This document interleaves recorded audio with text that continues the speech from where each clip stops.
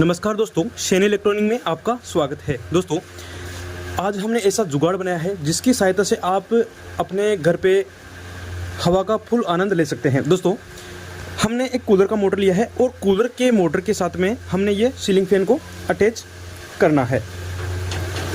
दोस्तों, जो अपना कूलर का मोटर होता है उसका आरपीएम होता है 1350 आरपीएम और जो अपना फ़ैन होता है उसका होता है 300 से लेके 400 आरपीएम खींचकर।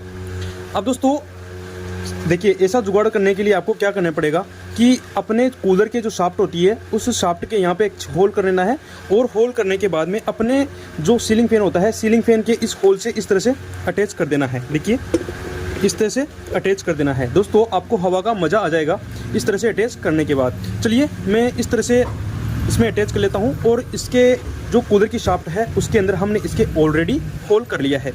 चलिए, होल करने के बाद में मैं इसको सीलिंग फैन को इस तरह से लगा लेता हूं। और दोस्तों, याद रहे कि अपना जो सीलिंग फैन है उसके बेरिंग इस तरह से जाम होना चाहिए, यानी कि दोस्तों वो स्मूथली नहीं घूमना चाहिए, बिल्कुल भी नहीं घूमना चाहिए, या फिर यूँ कहूँ कि इसके जो बेरिंग है वो बिल्कुल ख़राब होनी चाहिए, तब तो आपका काम हो जाएगा। अब दोस्तों, हमने इसके अंदर जो बेरिंग डाले हैं वो बिल्कुल ख़राब बेरिंग डाले हैं। देखिए, ये इस तरह से जाम चल रहा है, यानी कि दोस्तों अपना जो बेरिंग है इसके अंदर ख़राब है और अपनी शाफ्ट स्मूथली नहीं घूमनी चाहिए। चलिए, अब अपना जो मेन मुद्दा है अपनी इस मोटर को इसके अंदर अटैच करना। चलिए, मैं इस मोटर को इसके अंदर अटैच कर लेता हूँ सबसे पहले।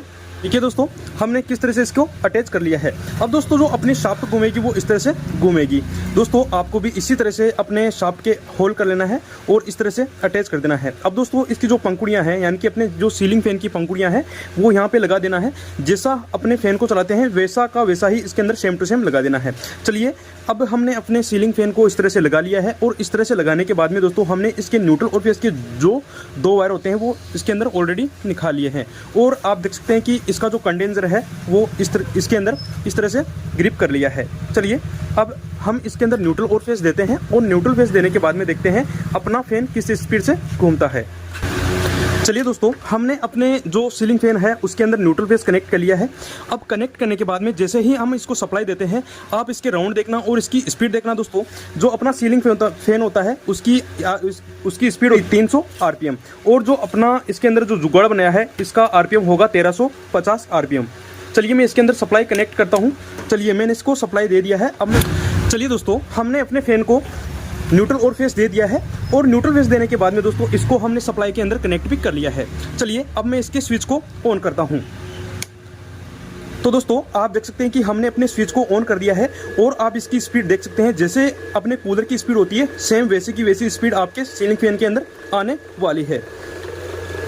देखिए दोस्तों, किस तरह से हमने इसका जुगाड़ बनाया है। दोस्तों, इसी तरह से आप भी जुगाड़ बना सकते हैं और जो आपकी स्पीड होगी वो सीलिंग फैन के ये समझो कि 5 गुना स्पीड हो जाएगी।